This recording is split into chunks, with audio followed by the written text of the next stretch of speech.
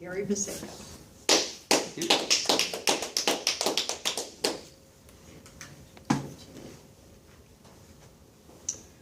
Raise your hand if you've ever had to do a presentation for your work. Yeah? Probably a few of us. Never? Here's Half time, maybe. Your time is coming. It'll come. It'll come. Just think back for a moment with me to the last presentation you did. How much time did you spend on the content of the presentation?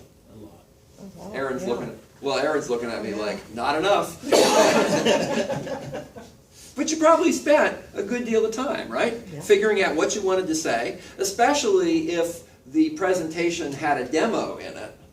We all know how software has a habit of not going well. So we spend a lot of time preparing the software so we know exactly what's going to happen. But the question I want to ask is, how much time did you spend thinking about what you were going to say at the start of the presentation? How much thought did you give to what your first lines would be and how you would engage the audience from the beginning of the presentation? If you're anything like me, the answer to that is not hardly any. We want to get into it, but we don't think about the beginning. Now, in Las Vegas, performers have a habit of how they present their material.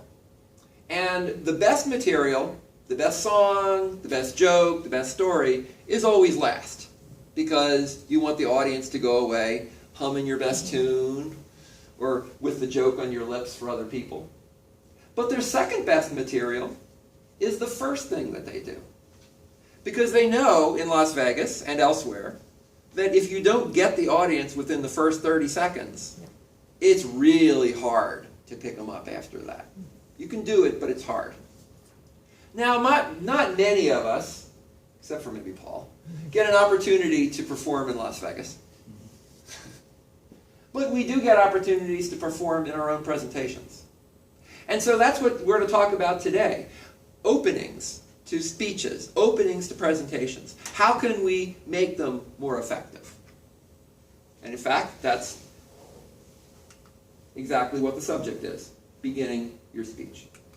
So we want to start out with, what are the criteria for a successful speech opening?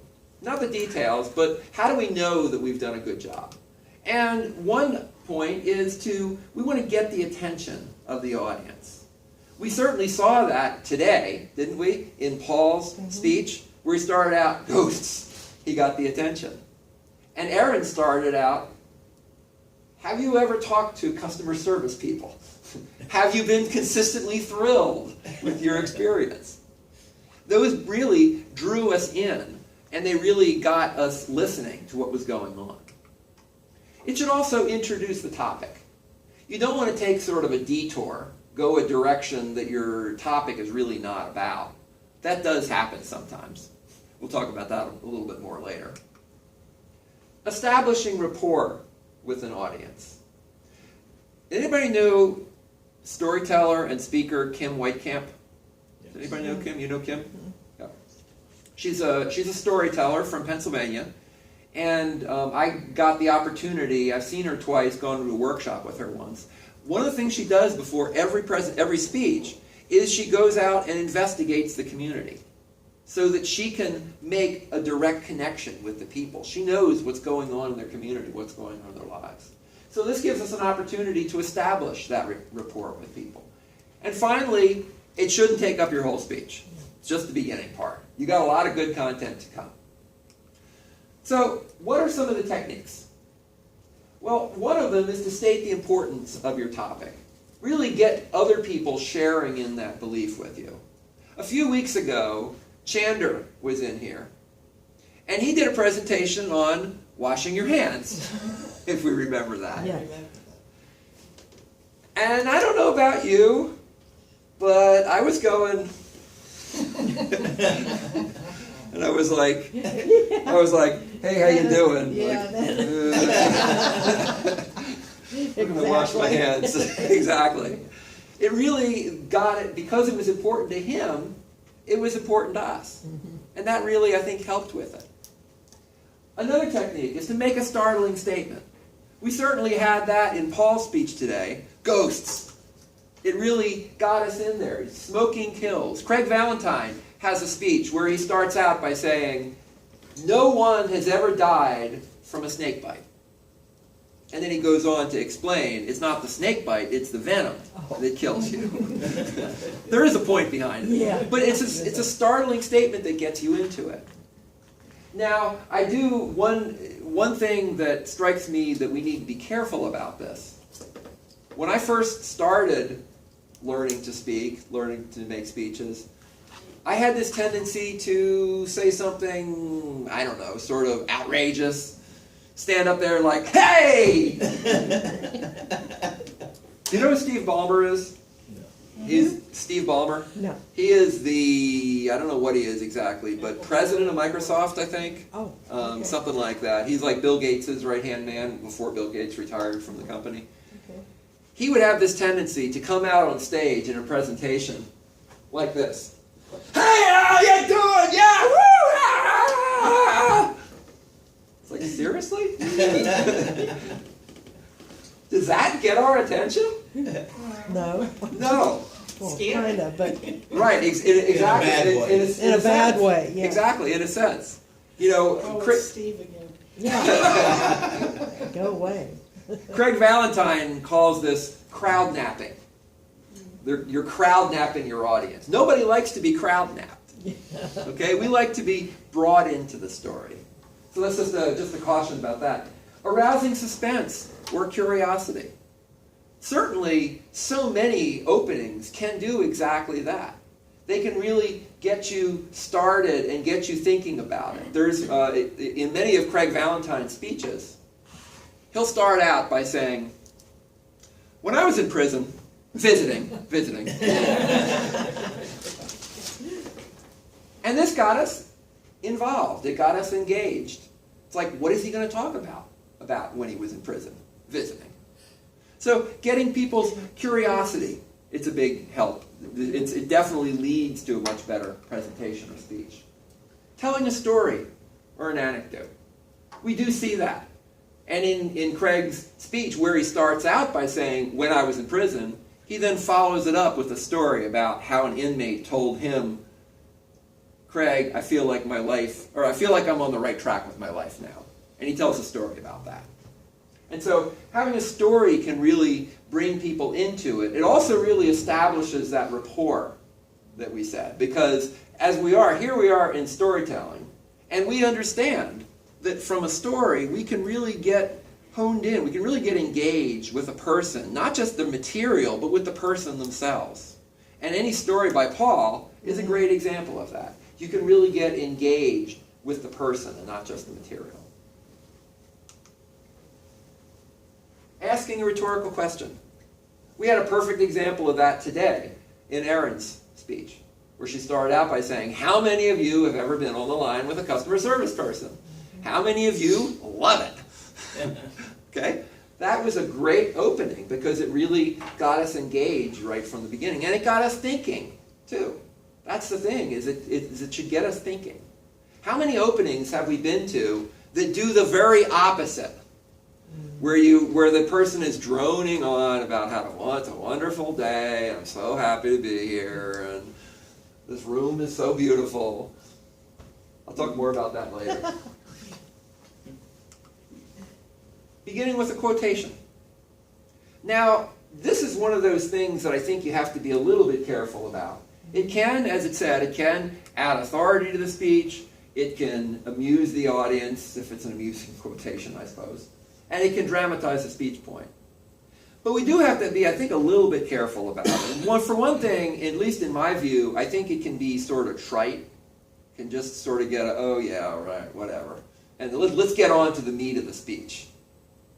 And another recommendation that comes from Craig Valentine, and I didn't think about this I never thought about this until he said it, is if you're going to use a quotation from somebody, know more about that person than just the quotation. That's a good idea. He uses in his when I was in prison opening, he goes shortly after that, he says, but you know that quote from Will Rogers that says, you might be on the right track, but if you're just standing there, what's going to happen? You get run over. It's a good quote, right? But he tells a story about one time he was giving a presentation and he used that, and somebody came up to him afterwards. And it turns out that person, thank you for using that quote. I am a huge Will Rogers fan. I know everything about his life. What do you think about when he first attempted to get into politics?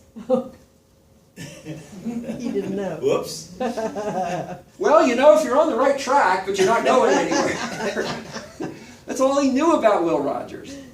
So there's the caution there. If you're going to use a quote from somebody, make sure you know something about the person. Good warning. Reference the occasion. You can reference what's going on in the occasion. This is another one I think you have to be careful with because it can get really boring. We're here in this wonderful place today to talk about blah, blah, blah, and go on about that. But it can also be used in a good way. And I think that the example that I gave, Kim Weitkamp, the speaker, where she goes out and investigates what's going on in the area, finds out what are the people's problems, finds out what's going on in the community, and be able to reference back to that. That's sometimes called a callback. You're taking something from the outside and calling it forward into your speech. You're calling back to it. And so this is a good way where you can mention, like if there was some problem that happened earlier in the day, you can reference back to it. It's a good connection point for people. Finally, this is one that I added. This is one of my favorite ways to start any kind of a presentation or anything. Starting with why. Don't start by telling them what you're going to talk about. Start by bringing across the idea why you're talking about and why they should care about it. You'll be amazed. If you start this way, you'll be amazed at the way people will be more engaged with what you're talking about. I recently did a technical presentation out at my office in California. And instead of starting out with, let's talk today about the details of Power Queries and how you invoke them from the API, and instead of starting like that, which is what I would usually do, I started out by taking 5 minutes and explaining why are Power Queries important? What do they do for PowerSchool, our product? How do they help our customers to integrate more tightly with our product and get more engagement by developers and by users? You don't think it makes a difference? I tell you, in that presentation, I had more questions, I had more comments, I had more people coming up to me after the presentation saying, I got all these great ideas for how we can use Power Queries. I've never had that before. I've never had anybody come up and say that to me before. So it really got through to them. And I credit in large part the opening. So starting with why, helping people understand why it's important. They talk about a few other techniques here. Humor, it's a good thing. I think we all agree humor is nice. But I'm going to get caution on this in just a second. Audience participation, raise your hand, getting them to do some short activity. Don't want to get them to do too much activity because they're just starting into the presentation. Some sort of product demonstration, a reference to a historical event, just all things that you can use to get people involved. And the most important technique of all, in my opinion, memorize the opening. Even if you have slides, memorize what you're going to say at the beginning. Openings to avoid. The amount of preparation. Well, I'm not really prepared for this today. We were expecting to have a projector, but the projector broke, and so... Okay, well, those don't really add a lot. Avoid unpleasant pleasantries, as Craig Valentine says. Isn't it a beautiful day? Look at the wonderful weather. As world champion Darren Lacroix says, we know, we were just out there. Avoid delaying mention of the topic to try to build up suspense. They know what they're there for. And finally, don't tell a joke. Humor is good. Jokes are bad. I once heard it was actually a debate between two guys. One of the debaters started out by telling this joke. Long joke. Painfully long joke. A joke that everybody in the audience, I guarantee you, had heard. And a joke that insulted the very members of the audience. Now you tell me, was this a great opening? I don't think so. Don't tell a joke.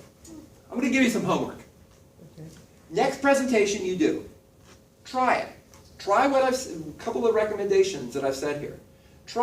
Think about, how can I bring this into people's lives? How can I start with why? How can I build some rapport by understanding what's going on in their lives? Think about how to use these techniques. Memorize your opening, and then see if people don't respond positively. It worked for me, worked for you. It will work for you. It works for Las Vegas. Thank you. Bring up our president.